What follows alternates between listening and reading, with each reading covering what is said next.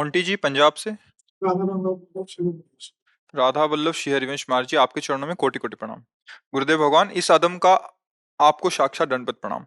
गुरुदेव भगवान, महादेव मेरे गुरुदेव हैं, उन्हीं की कृपा से मैं आपके तक पहुंचा हूं। महाराज जी, मेरी उनसे कोई भी कामना नहीं रहती, बट मेरी पत्नी कहती है कि बच्चों के लिए तो मांग लिया करो। अगर मैं उनको कहता हूं कि मैंने अभी श्री जी और गुरुदेव को सब सौंप दिया है, तो वो गुस्सा हो जाती है। महाराज जी, इस परिस्थिति में मैं क्या करूं?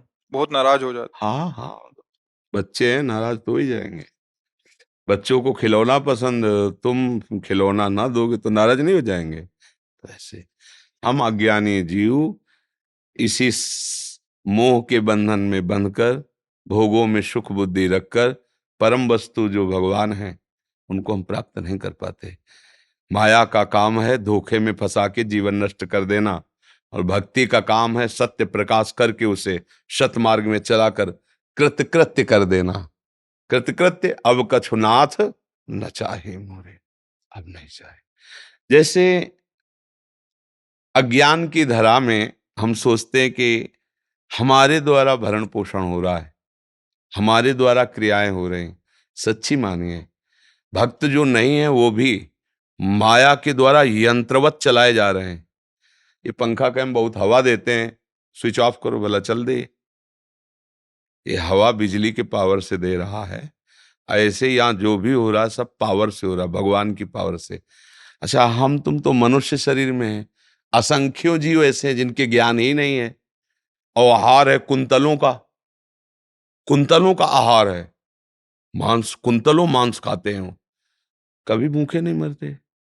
भगवान जिसको जो कुछ चाहिए सब जीवों को दिए है। देखो अपने लोग साबुन तेल लगा के बढ़िया चिकने, पक्षियों को देखो कितने सुंदर सुंदर, कितने कोमल, कितने सजे श्रृंगारित, भगवान के भरोसे है ना।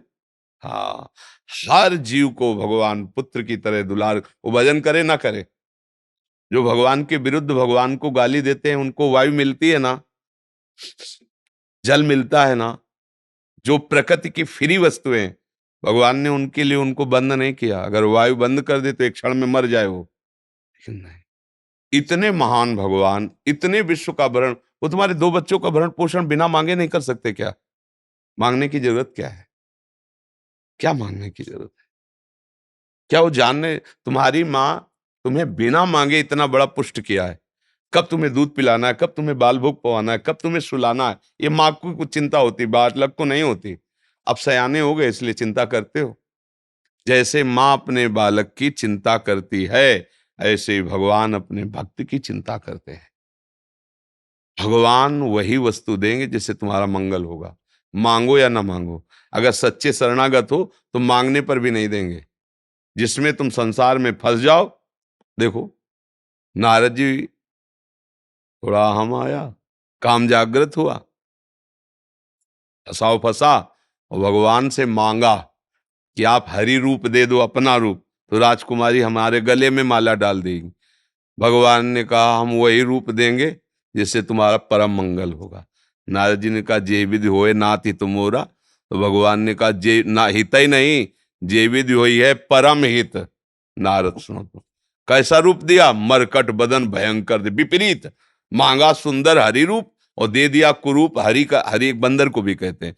मरकट बदन भयंकर दे, भले तुम्हें गुस्सा आ जाए, भले तुम गाली दो, लेकिन डॉक्टर वही दवा देगा जिससे तुम्हारा रोग नष्ट हो।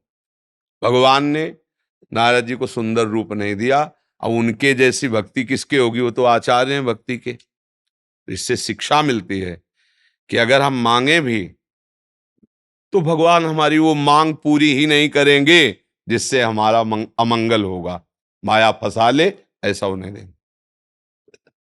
और बिना मांगे वो विश्व का भरण पोषण करते हैं, फिर आप तो शरणागत हैं, अंदर से भाव रखते हैं, फिर प्रभु आपका भरण पोषण क्यों नहीं करेंगे?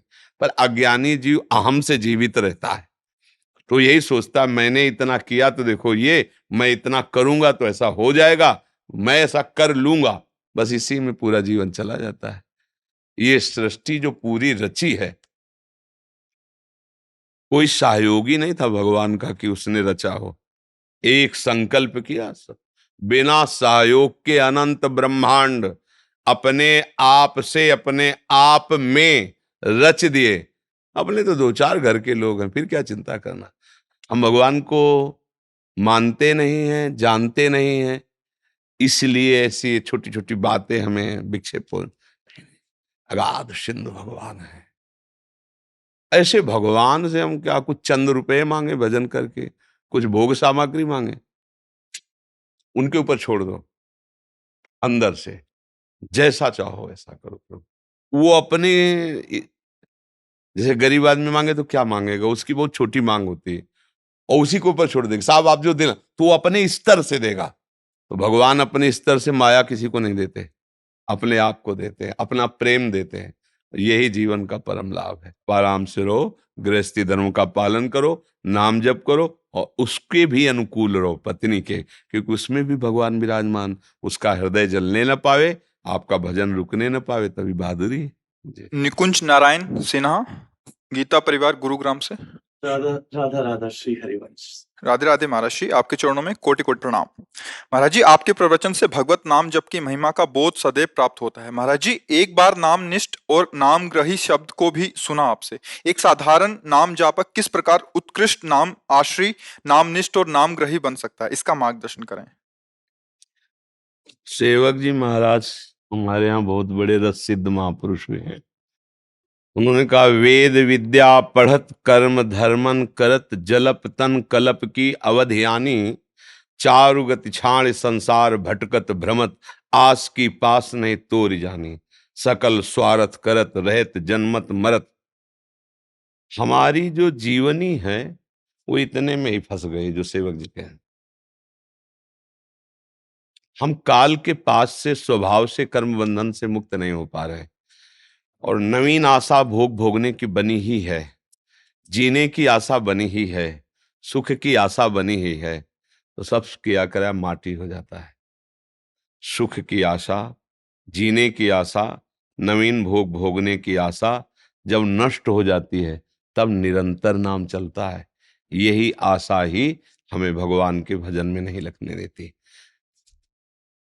भले भोगे ना, पर एक आशा बनी हुई है अंदर से, देखो जाग के, एक आशा बनी हुई है जीने की, सुख भोगने की, सम्मान की, प्रतिष्ठा की, नाना प्रकार की।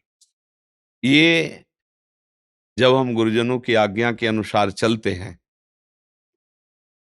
उचित आहार, पवित्र आहार, भगवत समर्पित आहार, उचित वार्ता, पवित्र वार्ता, भगवद वार्ता, न लोक वार्ता, न ग्राम्य वार्ता, न काम्य वार्ता।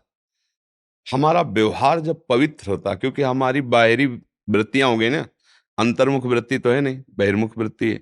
बाहर से जब पवित्रता आए, तो अंदर की पवित्रता जो नाम से प्रकट होने वाली है, दोनों का जहां मिलान हुआ, तो परम पवित्र नाम में रुचि होने लगती है। अभी अंदर अपवित्र है वासना, पाप तो नष्ट होते संत दर्शन तीर्थ याटन आदि से, लेकिन पाप कराने की जो वासना है, वो गंदगी हमारे अंदर फैला रही। दुर्वासना मम सदा परिकर्षयन्ति, और बाहर खान पान, दृश्य, आचरण, वो गंदगी फैला रहे हैं। तो नाम परम पवित्र है, इसलिए हमारी नाम में रुचि नहीं हो पाती। रुचि ना होने के कारण निरंतरता नहीं बनती। निरंतरता ना होने के कारण जो नाम का महात्म्य है, वो हमारे हृदय में प्रकाशित नहीं हो पा रहा। अगर महात्म प्रकाशित हो जाए नाम का, तो त्रिभुवन की राज्य लक्ष्मी देने पर भी आधे क्षण के लिए भी नाम नहीं छोड़ सकता हो। एकादश स्कंद में नौ योगेश्वर कहते हैं, त्रिभुवन की राज्य लक्ष्मी देने पर, त्रिभुवन यहाँ 2-4 हजार, 10-5 हजार में प्रभु का नाम हम छोड़ देंगे। त्रिभुवन की राज्य लक्ष्मी देने पर भी जो प्रभु का आधे पल के लिए भी नाम न छोड़े, उसे महाभागवत कहते हैं। अब ये हमें सुधारना होगा। निरंतर नाम जप करने के लिए हमारे अंदर की वासना और बाहर की भोजन क्रियाएं संग, इस पर ध्यान। अगर ये ठीक हुआ तो भजन बहुत जल्दी ठीक होगा। पर ये ठीक होता सत्संग से है, साधु समागम से है। जब विवेक जागृत होता है, तब सब आशाओं के पास को काटने की उसमें सामर्थ्य होती है। बिना सत्संग के विवेक नहीं होता। जहां विवेक जाग, तो अगर ये वस्तु मिल गई तो क्या होगा, मरना तो है ही ना। अगर ये भोग मिल गया तो क्या हुआ, सब भोग ही तो रहे ना। अगर ये पद मिल गया तो क्या हुआ, काल तो नष्ट ही कर देगा ना। विवेक इतना जोर का होता है कि वो अंदर ही अंदर सब आशाओं की फांस नष्ट कर देता है। जहां आशा मिटी, नैराश्य इस जगत से हुआ, तहां भगवत मिलन की आशा जागृत हो जाती है। जब तक भोगों की, पद प्रतिष्ठा की, जीने की, सुख की आशा संसार में है, तब तक भगवत दर्शन की आशा प्रकट नहीं होती। जब लक्ष्य ही नहीं है भगवत दर्शन का, तो भजन में रुचि कैसे हो जाएगी? चलने में तभी आनंद आएगा जब लक्ष्य निश्चित हो जाए। राधा वल्लभ जी जाना है, कितना चले आए, अब आधा रह गया है, और आनंद आए, और रफ्तार बढ़ेगी। अब बिना लक्ष्य के तो ऐसे है नहीं।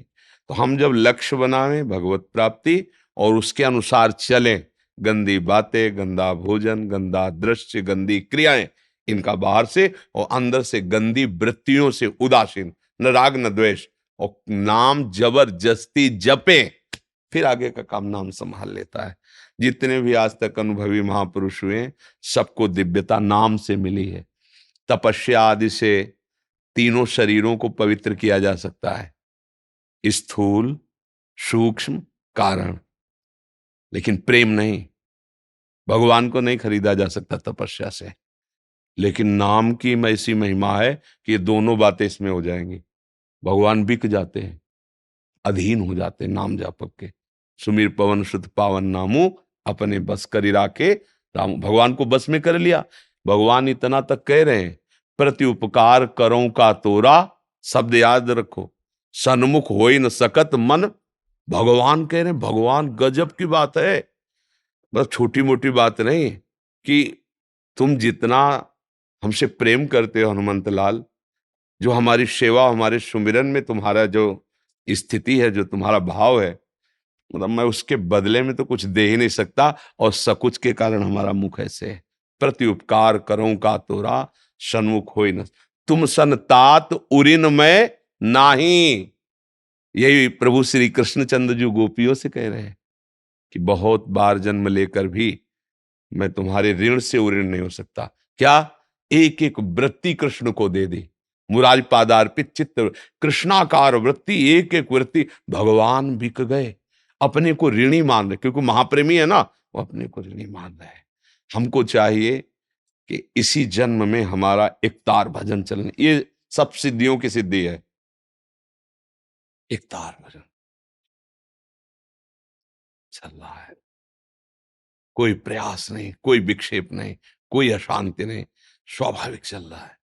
तब कभी चिल्ला के रोना आ जाएगा एकदम, कभी एकदम लीला स्फूर्त हुई, कृतकृत्यता का अनुभव करते एकदम शांत, कभी नृत्य कर रहा है, कभी गा रहा है, वो एक उन्मत्तता छा जाती।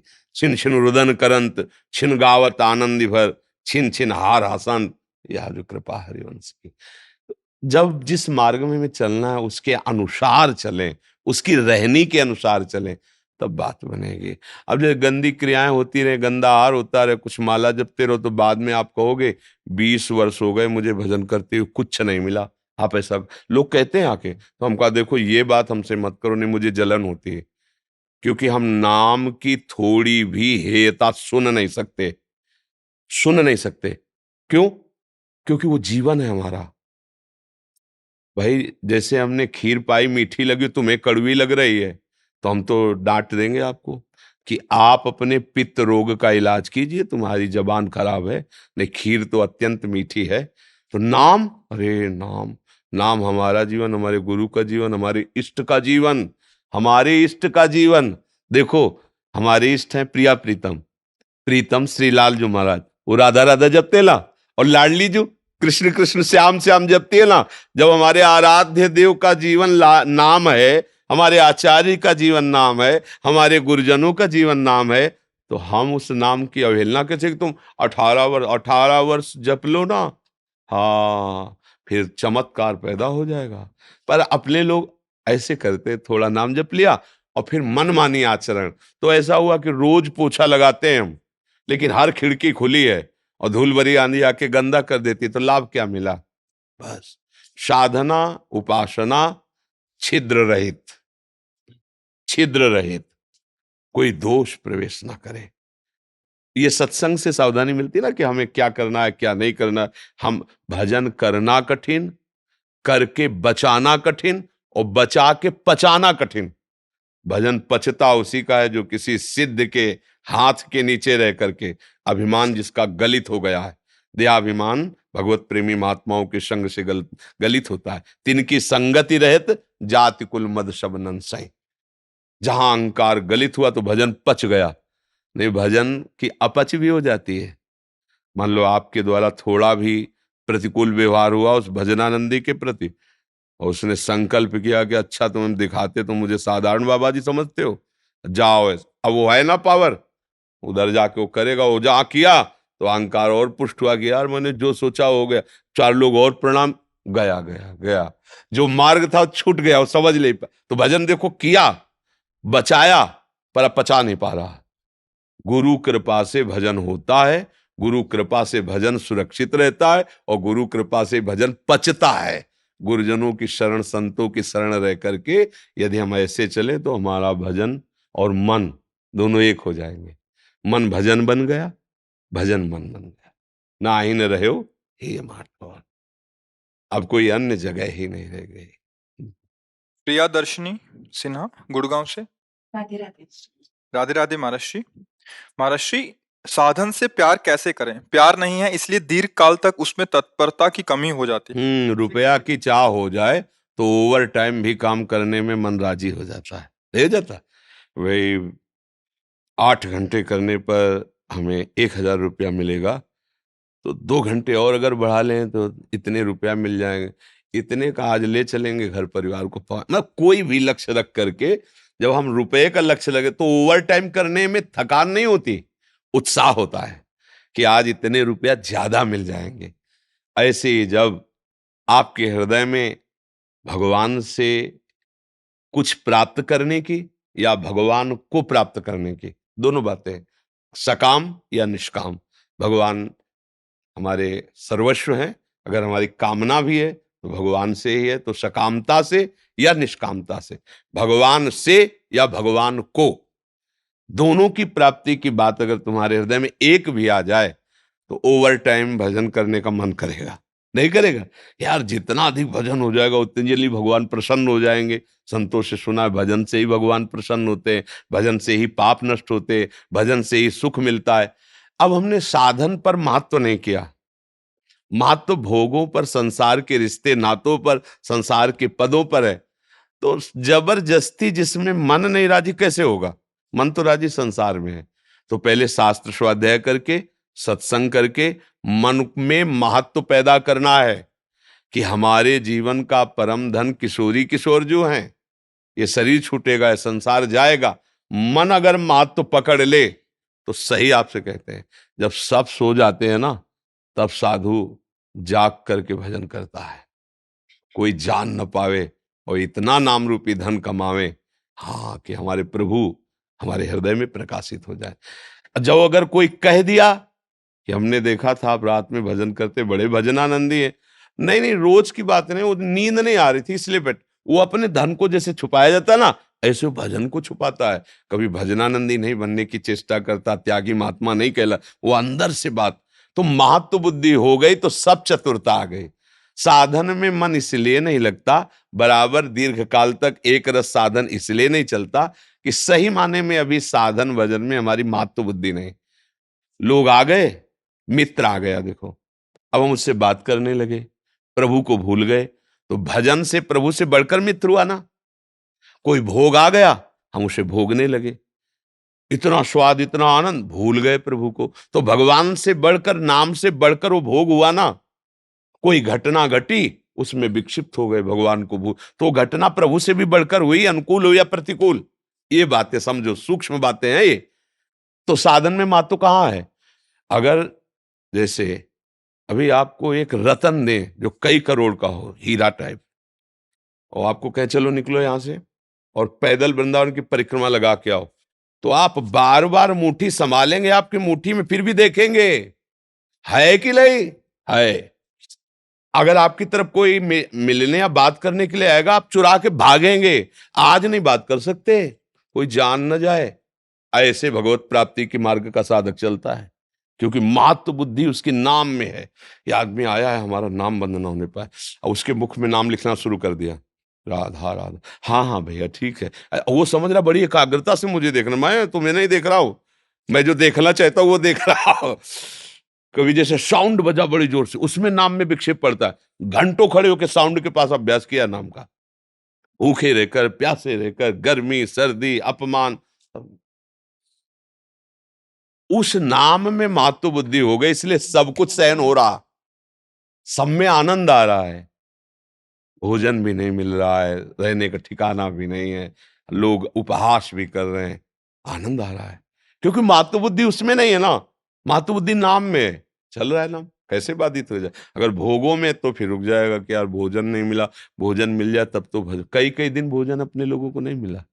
ये काशी में ये इनकी कुटिया तुलसी घाट के ऊपर ही थी ऐसे, तो तुलसी घाट में ऐसे बैठे हुए थे, तभी आए थे, एक पहला पहला मुलाकात, तो संकट मोचन का प्रसाद इतना लेकर वहां, जैसे घाट में 80 घाट में कच्चा था, नीचे बैठते थे तो कोई सतुआ या कोई पेड़ा ऐसे भिखारियों की लाइन में जैसे बैठ जाते थे, तो कमंडल का ढक्कन खोला ऐसे रख दिया और उसमें कोई लड्डू डाल दिया, कोई एक पेड़ा डाल दिया, थोड़ी देर बैठे, उठे चल दिए, जो आया उसे पाया गंगाजल।